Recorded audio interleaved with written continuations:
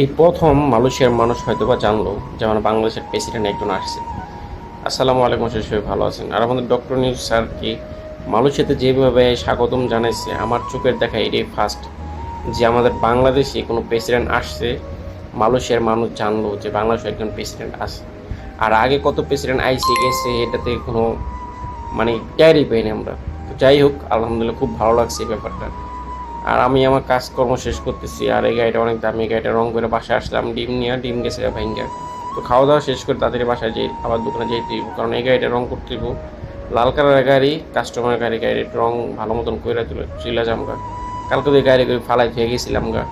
এর মাঝে আনছে এই গাড়িটা শেষ করে থুয়ে আবার এই গাড়িটা তাড়াতাড়ি রং করে বাসায় চলে যাম। আর এই জমিদার উপরে এমন মেজাজ খারাপ হয়েছে, আমি গাড়ি রং করবো, মুই মোবাইলে কথা কইতাছি। তো যাই হোক, আলহামদুলিল্লাহ গাড়িটা খুব সুন্দর রং করছি।